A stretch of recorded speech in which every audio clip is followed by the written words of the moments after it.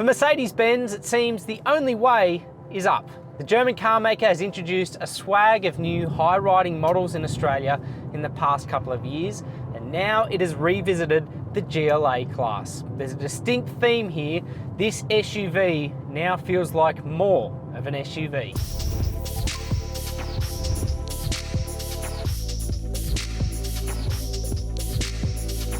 Following in the wheel tracks of the new 7-seat GLB SUV, the new GLA sits higher off the ground, offers much more interior space and additional safety and equipment.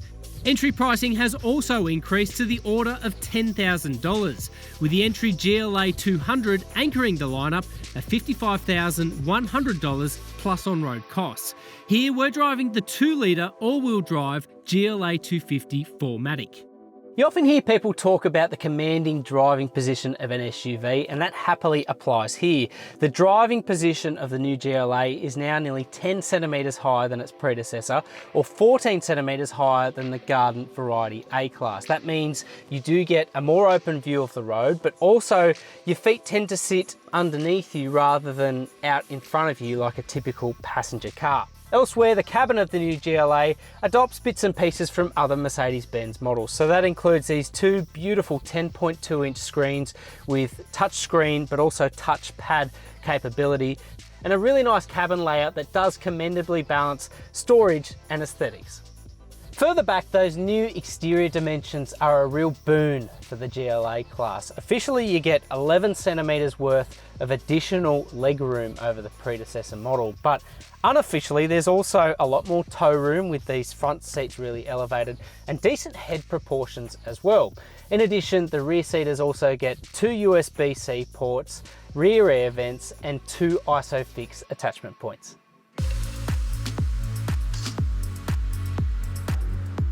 So, have those changes in dimension affected the ride and handling of the GLA? Well, yes, but only in a good way. This car's larger footprint now means it has a more composed and more mature feel out on the road. In terms of the day-to-day stuff, the GLA does quite an admirable job of suppressing outside road noise and wind noise.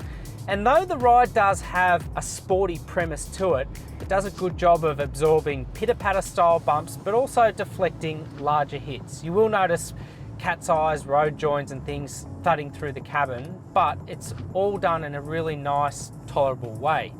When you do throw the GLA into a corner, the steering weighs up nicely and the body control is quite strong given that it rides higher than before.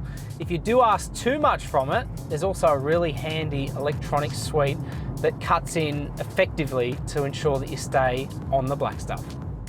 Under the bonnet of the GLA 250 is a 2-litre turbo petrol 4-cylinder that makes 165 kilowatts and 350 newton metres, sending drive to all 4 wheels via an 8-speed dual-clutch automatic. For me, the driveline is a real highlight in the GLA 250. It produces quite admirable levels of usable torque. It doesn't lurch or hesitate from a standstill, but equally, at highway speeds, the engine revs at only 1700 RPM. It really does do a good job of straddling performance and efficiency duties. 4MATIC models also feature an off-road package as standard for navigating gravel roads and light terrain. There is no doubt the new GLA takes a significant step forward both on the road and away from it with the latest safety systems and technology. At $66,000 in this mid-grade 250, guys, it is only $1,900 cheaper than an entry-level GLC class. Something to keep in mind.